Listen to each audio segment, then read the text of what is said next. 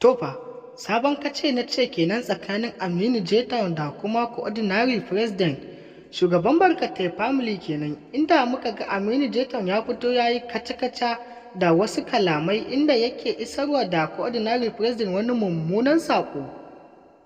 Inda bayan Aminu J-Town ya fito ya yi wannan mummunan kalaman nashi a shafinsa na social media, sai ga shi Ordinary President ya fito ya yi wasu maganganu dangane da Aminu J-Town, har inda ya nuna cewa ya kamata a tsawatarwa da J-Town ko kuma a kama shi, tunda yana amfani da damarsa ta iya social media don ganin cewa ya haddasa fitina tsakanin al'umma.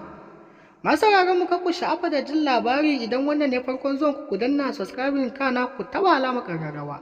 Hakan zai bada amanar goyon bayan kawo su cikakkunnin muhimman rahotanni. Idan kuna tare da mu za ku ji mu ɗauke da abin da muka zo muku da shi cikakken bayani. A ranar Litinin ɗin da ta gabata ne Ordinary President ya fito ya soki wasu manyan 'yan siyasa. Sai ga shi Aminu J-Town ya fito yana wasu kalamai, inda muka ga Aminu J-Town yana kare wasu 'yan siyasa ne bayan da Ordinary President ne ke tona wa 'yan siyasan asiri. Sai ga shi Aminu J-Town ya fito yana cin mutuncin Ordinary President, yana faɗar maganganun da ba su kamata ba akan Ordinary President.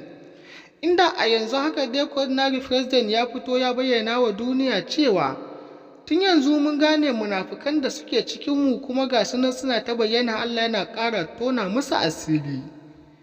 Masaurare, za ku iya bayyana mana ra'ayinku dangane da jin wannan rahoton. Kuna tunanin cewa Aminu J-Town yana goyon bayan wasu 'yan siyasa ne ko kuma yaya? Kuna da dama bayyana mana ra'ayoyinku dangane da jin wannan labarin.